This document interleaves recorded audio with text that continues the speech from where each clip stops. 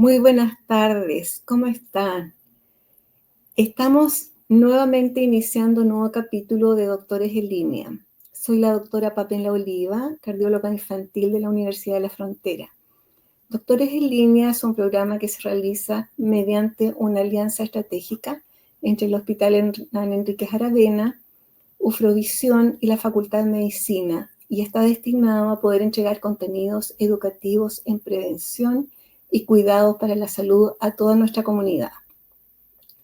Nuestro programa se transmite por señal abierta en televisión digital, canal 38.1 para Temuco y Padre Las Casas, a través de Telsur, canal 48 de Concepción a Coyhaique, y además está disponible en todas las plataformas digitales de Ufromedios. Hoy día contamos con la presencia de una nueva invitada, que es la doctora Daniela Inostroza. Ella es cirujana de tórax del Hospital Hernán Enríquez y además docente de la Facultad de Medicina de la Universidad de la Frontera. El tema para hoy es cáncer de mama. Así que bienvenida, doctora Inostroza. Gracias por colaborar con nosotros en este tema tan interesante para nuestra población. Hola, muchas gracias por la invitación.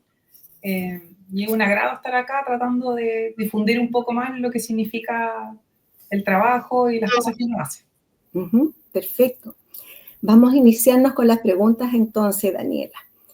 ¿Qué es el cáncer de pulmón? Bueno, como para explicarlo brevemente, en el fondo los pulmones son el mecanismo con el cual, o el órgano con el cual uno respira, y el cáncer, como en todas partes, lo que hace es como crecimiento descontrolado de algunas células y que producen un tumor. Y eso es básicamente el cáncer como en rasgos generales. Hay distintos tipos, pero todos tienen este factor en común, que en el fondo es como un crecimiento desmedido de algo adentro de nuestros pulmones en este caso. Perfecto. ¿Cuáles son los factores de riesgo para el cáncer pulmonar? Bueno, el primer factor de riesgo y el más importante y el por lejos más estudiado es el tabaquismo. El tabaquismo activo, las personas que fuman, que tiene que ver con el hecho de fumar, pero también con cuánto uno fuma, que igual es una parte importante. Hay otros factores de riesgo que a lo mejor son un poco menos estudiados, pero que igual existen, que tienen que ver con un poco con la exposición a sustancias químicas o algunas cosas en el trabajo, digamos, la gente que trabaja con químicos. Y desafortunadamente hay un factor de riesgo que es un poco como desconocido o que está fuera de nuestro control, que en el fondo son los antecedentes familiares, o uno podría pensarlo como en una parte como la carga genética que trae cada uno. Esos son como los mayores factores de riesgo en este caso. Respecto del tabaquismo, ¿hay una cuantificación de cuánto riesgo existe en cuanto al tiempo que la gente esté expuesta al tabaco, en cuanto a la frecuencia con que fuma, o eso más depende de una sensibilidad individual de cada persona? Tiene que ver un poco con una sensibilidad individual, pero lo que más está estudiado es que todos sabemos que mientras más tiempo fumes y más cantidad fumes, el riesgo aumenta. Y si eso uno lo suspende, el riesgo disminuye. No vuelve a un basal como de una persona que nunca fumó, pero disminuye. Dicho esto, igual hay algunas personas que nunca han fumado, igual tienen cáncer. Entonces uno muchas veces no sabe o no tiene claro si esta persona es como más sensible al fumar, o que en realidad venía con una carga que no tenemos cómo saberlo, digamos. Pero sí, el hecho de fumar mucho y por mucho tiempo es un riesgo mucho mayor, y uno lo mide en un número, digamos. Pero sí, el tiempo y la cantidad hacen la diferencia. Perfecto. ¿Y qué se sabe del riesgo que tienen las personas que están expuestas al tabaco en forma pasiva? Aquellas personas que no fuman, pero que están en ambientes de fumadores y están inhalando todos estos humos. También es un factor de riesgo, y eso afortunadamente ha disminuido mucho con el tema del cambio que hemos tenido, yo diría que hace varios años en realidad, de que la exposición al tabaco en los ambientes públicos ha disminuido. Pero sí, lo que se dice fumador pasivo es un factor de riesgo. Muy probablemente no es cuantificable como lo es, porque uno sabe cuánto fumó. Una persona, cuando uno le pregunta, dice, no, yo fumo 10 cigarrillos al día. pero una persona que está expuesta al tabaquismo pasivo, que en el fondo es que vive en una casa con fumadores o trabaja en un ambiente donde hay consumo de tabaco, no lo tiene cuantificado. Pero sí es un factor de riesgo que desafortunadamente no es tan medible con un número, por así decirlo, pero sí es un factor de riesgo que ha disminuido por las conductas como poblacionales que tenemos, ha disminuido bastante, pero no es cero, existe. Haciendo un paréntesis solamente para recalcar la importancia que tiene el tabaquismo como para ser un daño en nuestro organismo, recordar, porque lo hemos conversado en otros episodios, en otros capítulos, la importancia que tiene el tabaquismo también en las enfermedades respiratorias crónicas y en otros tipos de cáncer, o sea, no solamente incluso el pulmonar. Entonces, es tan importante el control del tabaquismo y la esperanza de que ojalá la gente pueda disminuir el consumo o suspenderlo. ¿Cuáles son los síntomas que tiene el cáncer pulmonar? Desafortunadamente el cáncer pulmonar cuando nos da síntomas son síntomas tardíos, entonces como cuando ya tenemos una enfermedad que es un poco más avanzada, entonces estamos hablando de cosas un poco como inespecíficas en algunos casos, que pueden ser, por ejemplo, tos, mucha tos, tos con sangre, dificultad respiratoria, baja de peso cuando la cosa ya está un poco fuera de control. No tenemos como un síntoma específico temprano que nos ayude, pero todos estos síntomas nos hacen pensar que a lo mejor algo está pasando que no es normal, digamos. De acuerdo. Habría entonces, desde ese punto de vista, que difundir un poco que el fumador se empieza a hacer algunos estudios preventivos cada cierto tiempo, ya que los síntomas son tardíos. Claro, lo más importante en el fondo es cómo identificar la población de riesgo. Y en este caso, la mayor población de riesgo que tenemos y que sabemos que existe son los pacientes que son fumadores. En ese contexto, lo que se recomienda es que cuando una persona fumadora mayor de 40 años debería hacerse un control de exámenes. Y exámenes me refiero a imágenes de los pulmones que nos puedan permitir diagnosticar un cáncer que esté partiendo y no que ya tengamos síntomas instalados que ya sabemos que son de un diagnóstico tardío. Y eso sería lo ideal. Por lo tanto, lo más recomendado es que las personas que son fumadores, primero, dejaran de fumar, que es lo más importante, digamos, porque les va bajando el riesgo, como dice usted, no solo para el cáncer, sino que para otras enfermedades respiratorias y para otros cánceres del cuerpo. Pero lo más importante es tratar de no esperar los síntomas, sino que ojalá buscar esto activamente y eso se hace con imágenes. ¿Y qué tipo de imágenes bastaría? ¿Una radiografía de tórax o habría que explorar más? La verdad es que los estudios como nuevos o actualizados nos dicen que la radiografía de tórax es insuficiente para el diagnóstico del cáncer en etapa temprana. El screening o la pesquisa de forma temprana uno debería hacerla con un escáner de tórax, porque con una radiografía ya igual estoy encontrando tumores muy avanzados, no las cosas pequeñas que son las cosas que yo puedo curar. Perfecto. ¿Por qué se produce el cáncer? ¿Hay algún estudio? ¿Ya está más o menos claro cuáles son los hechos? En el fondo, probablemente esto es lo que uno sabe en todos los cánceres, digamos, que algún factor, en este caso el más probable es el cáncer, produce como una alteración de las señales que tiene cada célula, digamos, como de esta vida normal, por así decirlo, que tiene cada célula en el pulmón, y se produce una alteración de eso, y eso hace que la célula empiece a crecer y se reproduzca de forma desmedida. Eso es una teoría y es un factor y que probablemente es compatible con todos los cánceres de todas las partes del cuerpo. Desafortunadamente, hay una parte que desconocemos, así como desconocíamos esto hace, no sé, 30 o 40 años atrás, no sabíamos por qué el tabaco daba cáncer.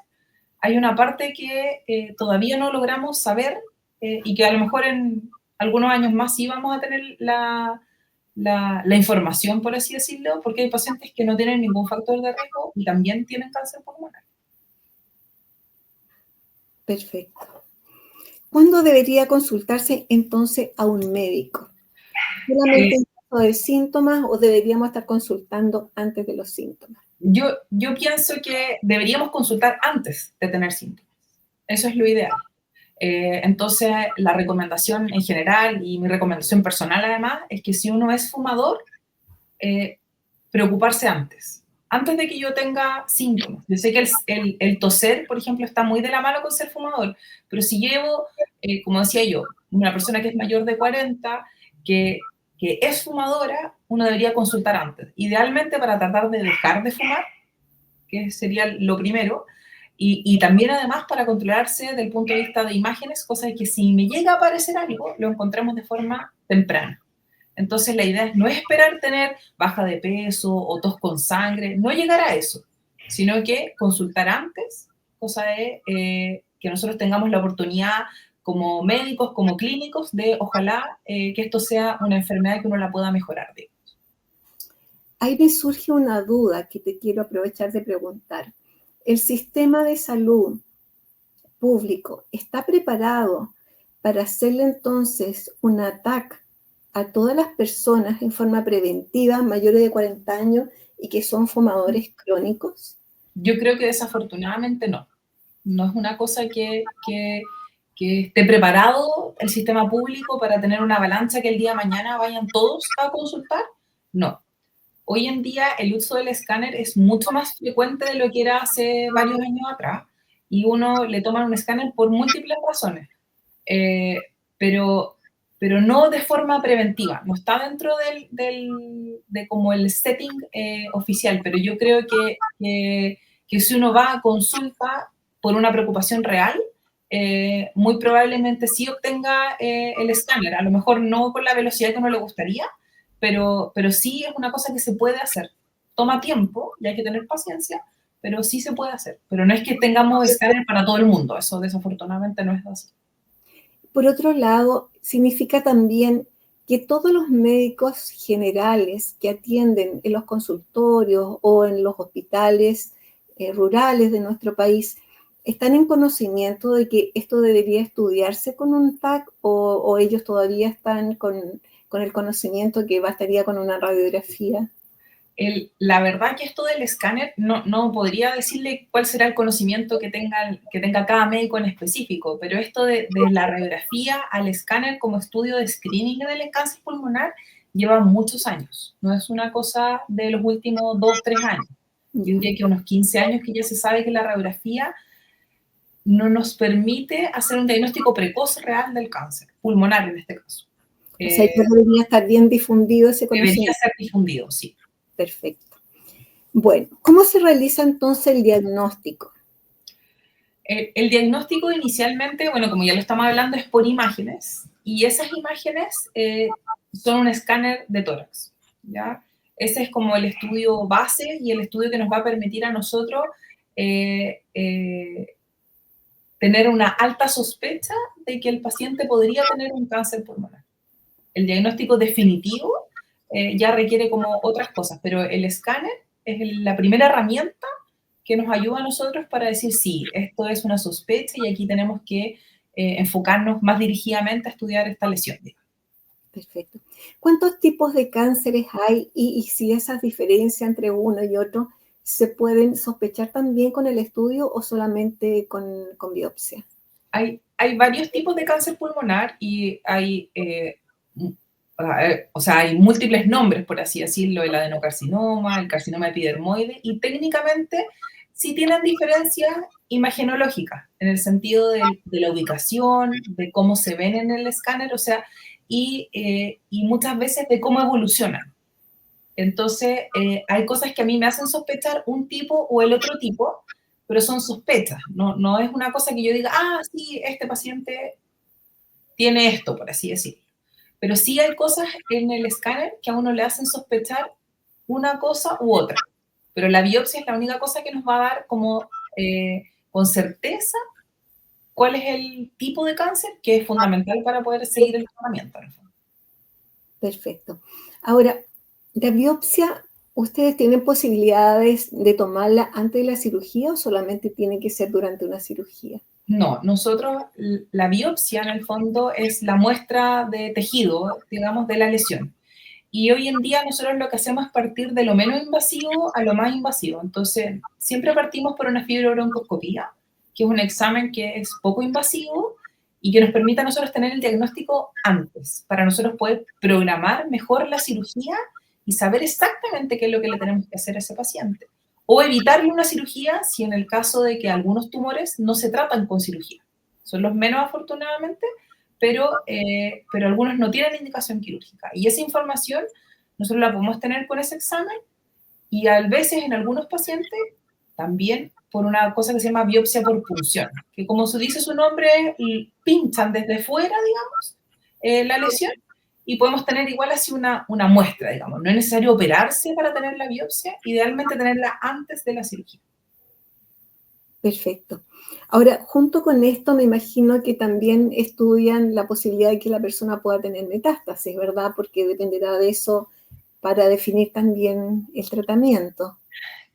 Claro, una cosa es ver el tumor, por así decirlo, que es con el escáner es lo que uno más ocupa, pero hoy en día hay otros múltiples exámenes que probablemente la gente lo ha escuchado, que es una cosa que se llama PET-CT, que es una especie de escáner, pero nos ve el cuerpo completo. Y ese es el examen que nosotros ocupamos en la gran mayoría de los pacientes para poder saber si esto está solamente en el pulmón o tenemos lesiones en otra parte del cuerpo que nos hagan tomar conductas distintas. Perfecto. ¿Cuáles son las alternativas de tratamiento? Y relacionado con esto también ver un poco los pronósticos que tienen los diferentes cánceres. La verdad es que la primera como alternativa es la quirúrgica. La primera alternativa me refiero a que en el sentido de cuando yo tengo un tumor que es pequeño, que yo creo que lo puedo mejorar de la enfermedad al paciente, la primera indicación es operarse. Y eso es lo que uno busca y que todos buscamos con esto de que estamos conversando de la parte como preventiva y tratar de buscarlo antes. Queremos tener el mayor grupo en esos pacientes. Y yo lo voy a poder operar y que una vez que yo lo opere, lo mejoro de la enfermedad, obviamente tiene que seguir su control y su seguimiento, pero llego hasta ahí, digamos, por así decirlo. Eso es una cosa. Después, dependiendo de la primera línea de tratamiento.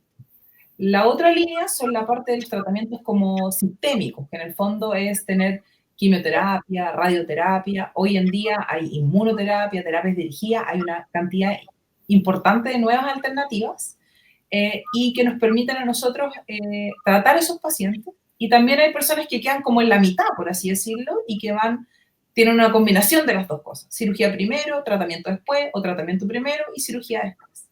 Entonces el pronóstico de la enfermedad es muy variable porque hay personas que cuando uno tiene un tumor que cae en el primer grupo tiene una sobrevida de 5 años de, no sé, el 98%, y personas que caen en el grupo que no tengo muchas alternativas, a veces tienen una sobrevida de 30 o 40% a 5 años, lo cual es mucha la diferencia. Por eso la idea es tratar de buscar las personas que uno les pueda tratar en el primer grupo, porque les va a mejorar la posibilidad de salir adelante de esta enfermedad. Perfecto. O sea, se reduce bastante entonces, o sea, aumenta el pronóstico de vida en la medida que el cáncer sea detectado precozmente, porque el tumor va a ser más pequeño. Pero ¿hay posibilidades de que la gente quede recuperada o esto es algo que puede volver a recaer? ¿Cómo funciona en el futuro el paciente? Lo que uno funciona y que a lo mejor las personas lo han escuchado con respecto de otros tipos de cánceres, lo que uno hace es que una vez, supongamos en el escenario de que uno opera a un paciente, saco toda la enfermedad que tengo y no tiene indicación de hacer otra cosa, lo que corresponde es hacer un seguimiento. Es un seguimiento que se hace por 5 años, uno lo va controlando con imágenes y uno sabe que durante esos 5 años existe, va disminuyendo, pero existe la posibilidad de que el cáncer vuelva a aparecer en el lugar donde yo lo operé o vuelva a aparecer en otro lugar, ¿ya? En el otro pulmón, en otra parte que no sea como el sitio quirúrgico, por así decir, el lugar donde yo lo operé. Y ese seguimiento se hace con imágenes, igual que cuando uno busca el cáncer por primera vez, para asegurarse de que eso no aparezca. Una vez que se completan los 5 años, uno desafortunadamente no puede asegurar nada 100%, pero la probabilidad de que ese paciente vuelva a tener el cáncer de que uno lo trató es bajísima, entonces uno los da de alta. Uno se considera curado de la enfermedad, pero son 5 años de seguimiento a lo menos. Dentro de la experiencia que ustedes tienen, la gente cuando tiene este diagnóstico y se hace el tratamiento, ¿deja de fumar o sigue fumando?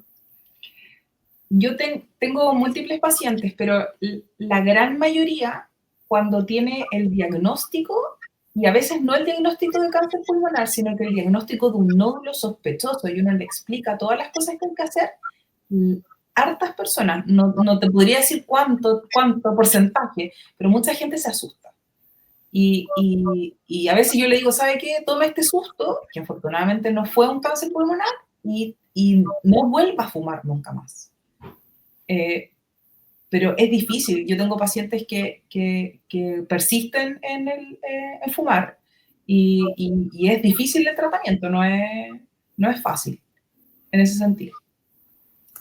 A raíz de esto mismo, escapa un poco a la conversación del cáncer en sí mismo, pero ¿existe en nuestro medio terapias para dejar de fumar que sean efectivas? Sí, existen. Hay programas de tabaquismo y de hecho están ahora en conversaciones pensando en hacerlo como una cosa más formal. Existen los programas de cese del tabaco, hay tratamientos, pero, como decirlo, no existe una pastilla mágica, por así decirlo. No, esto es parte mucho hay una parte que es fisiológica, que en el fondo es como la necesidad de nicotina que tiene que ver con el tabaquismo, y que eso uno lo puede tratar, pero también existe mucho de social y psicológico en el fumar. Y eso a veces es mucho más difícil de tratar que la adicción a la nicotina, por así decirlo, que es como lo que trae el tabaco. Pero existen programas, pero requieren un esfuerzo importante de parte del paciente. Es una cosa que requiere esfuerzo y trabajo y constancia. Y no es fácil. Sin duda. Bueno, la voluntad yo creo que es un factor importante en muchos aspectos de la salud y de la vida.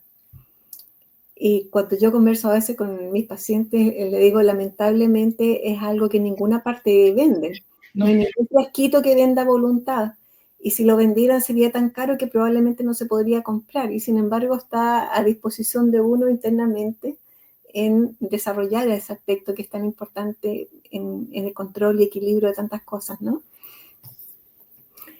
¿Qué pasa con el GES de cáncer pulmonar? ¿Existe? ¿Cómo funciona? ¿Cómo se accede? ¿Dónde se accede? El GES de cáncer pulmonar, en el fondo, es el programa de salud pública y también privada, en el fondo, que lo que hace es que nos garantiza una cierta cantidad de acceso y de tiempo de acceso, que lo cual todos sabemos en el sistema público, no es que las cosas no estén, es lo que yo me demoro en acceder a ellas, que es la parte más compleja.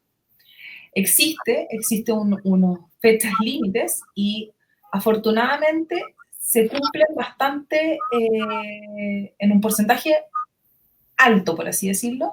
Muchas veces el sistema público tiene que buscar el servicio en otra parte cuando no lo alcanzamos a dar abasto, pero afortunadamente para el paciente individual eso se cumple, o se cumple dentro de un plazo razonable.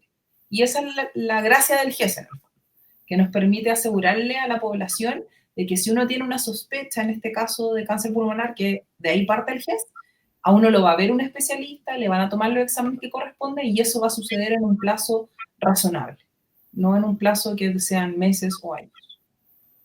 ¿Y cuánto es el plazo actual para eso?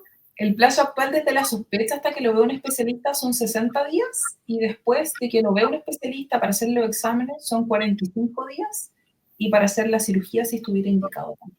Perfecto.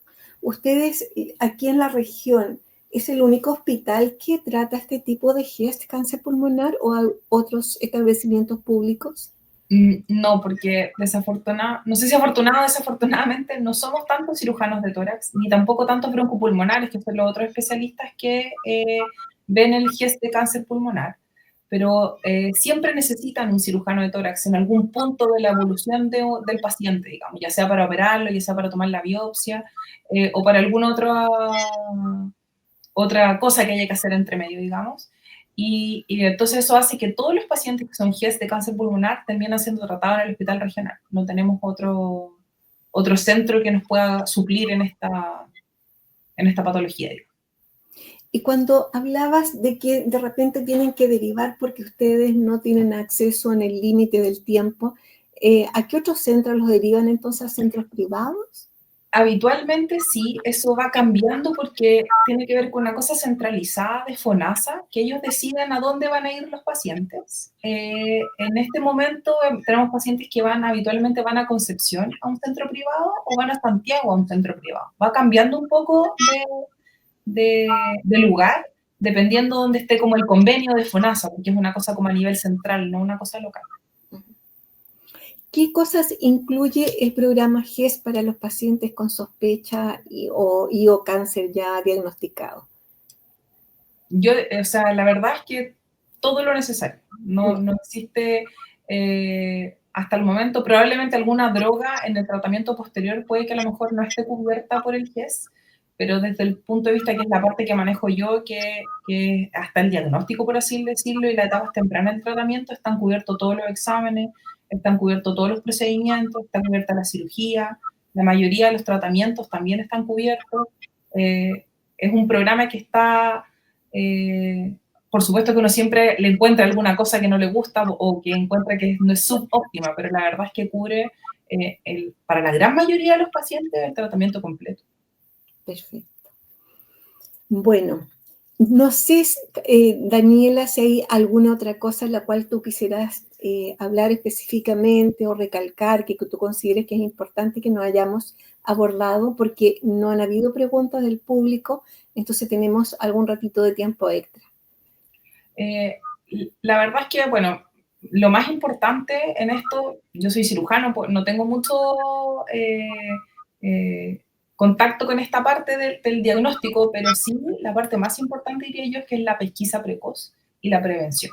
Y yo creo que eso ha quedado bastante claro, que en el fondo, si bien no es mi área de expertise, es la parte más importante de diagnóstico precoz y ojalá dejar de fumar. Eso es la parte como más importante y es lo que más nos sirve a todos. Exactamente.